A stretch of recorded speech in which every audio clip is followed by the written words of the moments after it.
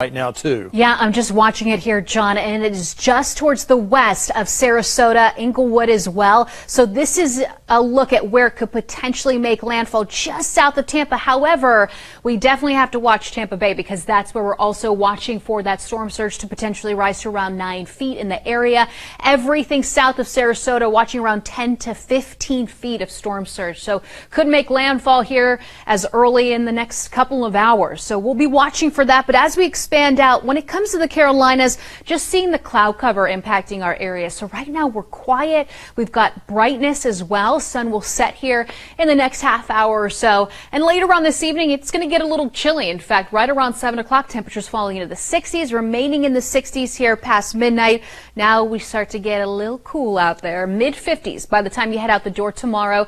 And that cloud cover that we're seeing right now, it's going to completely clear, so I do think we're going to see lots of sunshine early. Temperatures lower 40s up for our mountain community. So yes, a little cold up there, and it's going to get a little colder as we move forward. We're going to talk about that in just a second. In the meantime, for tomorrow afternoon, high temperatures peaking in the lower 70s like Charlotte, Monroe, all the way into Lincolnton, Gastonia, 72 degrees, and mid 60s like Boone and Jefferson.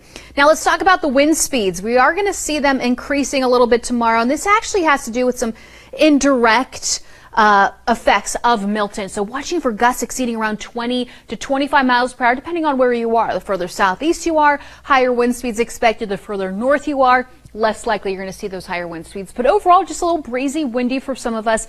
And that's it. Remaining sunny and a little cooler. Highs in the lower 70s like we talked about. Overnight lows eventually falling like Friday morning, Saturday morning, mid 40s. And those mid 40s, they do return by next week as well with the stronger cold front that's going to push through. Now, speaking of this cooler weather, mid 40s for most of us like the Piedmont area. However, up in the mountains, this is when we're going to get ready for temperatures to fall into the mid 30s. So yes, it is going to be cold, not quite freezing, but we're going to get a little bit closer, watching for some frosty conditions as well, again, up in the mountains.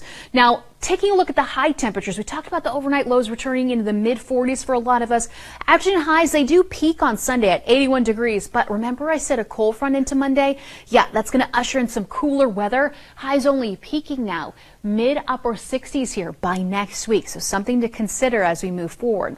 Now, as we head into the weekend, should be nice. Lots of sunshine Saturday evening. If you are looking to make any plans, Scarowinds, for example, right around 7 o'clock, 71 degrees. You might want to take a coat with you, though, or light jacket, depending. 9, 11 o'clock, yeah, temperatures are going to fall into the lower 60s, upper 50s, right around 11 o'clock. So here's a look at your 7-day forecast. I want to give you some time to absorb this quiet week, with the exception of Monday, watching for an isolated shower associated with that cold front, like I mentioned, and then cooler air definitely flows in, finishing out our 7-day forecast. Let's look at what we can expect. Dedrick?